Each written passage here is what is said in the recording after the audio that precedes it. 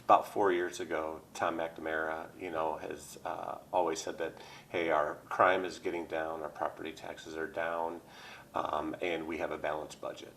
What he's not talking about is the dismal state of our school system that we have right now with the poor graduation rate. Children can't read at their own grade level, as well as their 12% math proficiency. And so what would you do to sort of help solve that problem?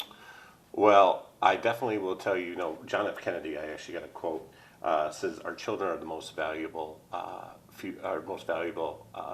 me quote that for you, you can cut that out, right? Yeah. Our children are our most valuable asset and the best hope for our future. And one thing that I will do as a mayor is I will champion that. They deserve a mayor that's going to be a champion for them. I will organize it, and I will not let them fail in our school system. People are leaving our city because of property tax values, crime rate, and a future for their children. And so kind of going right off of that, like you just mentioned, education, if people stop you on the street, call you, email you, what are the issues that people in Rockford are telling you they'd like to see addressed? Well, what's funny is that when I was getting on the ballot, I had to get about 800 signatures. I got 1,200. And which was great. Had a lot of support from going out to different community organizations and on the street. And a lot of people are talking about our crime in our city. It's not down, even though they say it's down. One thing that they don't talk about is that ask questions, right? Well, is our crime down? Okay, they say it's down, but we're down 32 officers. So is our crime really down, or we just don't have enough officers to patrol the street? The other one, I get a lot of different answers, but school system is definitely one of them. Our property taxes are way too high. Tom McNamara says that our property tax rates are down, which they are, but people are still paying more in their property taxes at home, even though we actually are having more funding than we ever have over the last year. We have the casino, we have the weed tax, we have the video gaming tax, we have the 1% tax. Tom McNamara also raised our utility taxes by 5%. So he says he hasn't raised taxes, but he has by 5%. Also, home rule was a big thing, is that you're not going to go after home rule. Absolutely not. I kind of want to talk a little bit more about crime, because it's such, I see it as probably the biggest issue that we have in this city. So what would be your approach to sort of handling crime? Maybe in a different way or better? What do you think about? Well, I think we need a full police department. We're down 32 officers, so I think we need a mayor that's going to lead the police department and with the police chief to make sure that we get those crimes down. We know where the criminals are. We can go get those criminals. Doesn't matter if you're, we're going to go get those criminals. But also, we just had a 76-year-old lady walking on the bike path get raped and sexually assaulted, allegedly. And that is unacceptable. What if it was your mother? What if it was your child? What if it was your wife? What if it's your grandfather? And that is unacceptable. So we need to make sure that we get our officers whole, and we do that and get the right recruiting. I think the last recruiting class was only 6 people. People are leaving the Rockford Police Department to go over to the Winnebago County Sheriff's Office, where I think they have a better leader over there. Another thing people talk about all the time is city infrastructure, whether it's blight or sidewalks and streets. How would you approach that issue?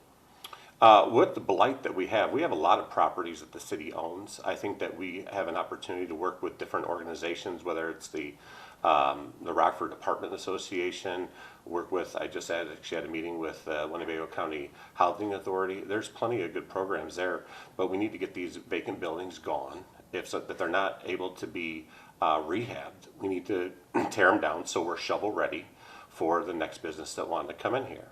And the only way you're going to have a really truly growing economy is that I work for 2 Fortune 500 companies. When they want to come in, when the headquarters wants to come in, they want to make sure you have the infrastructure in here, which we do have the infrastructure. Our roads, we are definitely need to get those roads taken care of. It looks like the city just approved, or council just approved for some main road project, which is great, but we still have a lot of potholes that need to be fixed the right way and make sure we get that. But we have, again, we've brought in so much more tax revenue than we have over the last 8 years, but we're still talking about this. We're still talking about high taxes. We're still talking about the roads. Where's all that money going? Is anybody asking those questions? I wanted to ask too, just so that way people can get to know you. What's your background in this city? So I am a son of Rockford, grew up, born and raised here, went to Christian Life School. I met my wife here, who's an educator over at RPS 205. I've got 2 beautiful kids. My dad was a teacher as well. He actually was the secretary for the teachers union back in the 60s and 70s. So education has been on my mind for a long time. But I worked for 2 Fortune 500 companies for multiple years. I opened Rural on Tap in 2012 it was. Took me a year and a half to fight with City Hall and the neighbors to get that bar open down there. But guess what? It still stands today. I just was there for a meet and greet. And people love going there. It's a great neighborhood area, even though we got a lot of opposition for it and had to deal with the city. But it's been a great thing. I do real estate, so as my wife says, I always have my hands into something. So I worked as a director of sales for multiple years, for over 20 years in the wireless industry. And then in July, I decided just to focus on my career in real estate, and that's been going very, very well. And I really didn't decide to run for mayor until October 8th, and that's when I had to get multiple signatures, about 800 of them, got 1,200 of them, and it was definitely the most how would I say, it was definitely the biggest challenge I've ever done in my life. Especially, I'm not a politician at all. I'm a dad, I'm a father, and I love Rockford. Kind of just going off of that, how can your background sort of help you in this position if you were elected? Well, that's a great question. I think I have a business background. I'm an entrepreneur. I have a lot of experience in this industry, especially with the real estate. I understand where companies that want to come in, Fortune 500 companies that want to come in to this city, which we need more of. Whenever your highest employee base is a government entity, it's not a growing economy. We lose 500 people a year in Rockford. I'm not sure if you know this, but our income disparity from the state of Illinois to Rockford is a $14,000 gap. So unfortunately, we don't have that. Where I think my business and my background with real estate is that, hey, if we can get the crime down, if we can get our taxes down, and we can get our children educated that can read at their own grade level, that can be math proficient. It's not even about graduation rate. If you fix those things, reading, writing, arithmetic, getting the kids to school, 65% truancy rate. There's kids that actually don't get to school because they don't have a bus, and the mom or dad will only pay for one Uber, and the kid I just talked to a teacher the other day that only gets to school about an hour late because their mom can only afford. We're going to go get those kids, and we're going to bring them to school, because the school is a refuge for them, and we need to make sure our kids are getting school. And it starts at home.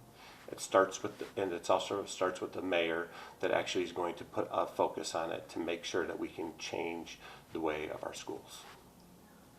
And so obviously we just had the consolidated primary elections, which had a pretty low voter turnout. Yeah. So what will sort of the next month look like for you leading up to April 1st?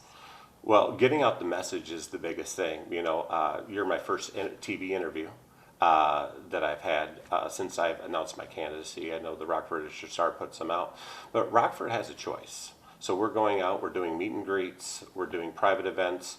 I've had a lot of people reach out to me. Rockford has a choice. Whether you want to vote for me or not, that's not the issue. That's not the point. Nobody should run unopposed at all. Everybody should hear a voice. That we live in a constitutional republic, and we deserve to hear a different voice of how we're going to make Rockford better. And that's why I believe that I'm the best candidate for mayor. I think you kind of just answered my last question for you, which Are you is sure? just... Are you sure? I just wanted to ask just your message to the people of Rockford. Just why should they vote for you? Yeah. I'm going to be a champion for all of Rockford. I'm going to be a champion for our children, which they deserve. And I'm going to be a champion for our pocketbooks. Is there anything that I haven't asked you that you'd like people to know? You think? No? Not that I can think of. That's No. usually the toughest. Actually, you know what?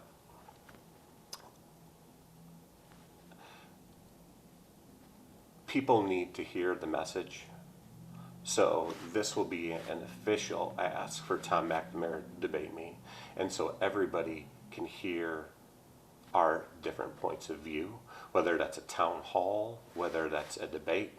However, people need to hear the message. So that's my official last statement for you is that, you know, Tom, I'm officially inviting you to do a debate with me or a town hall.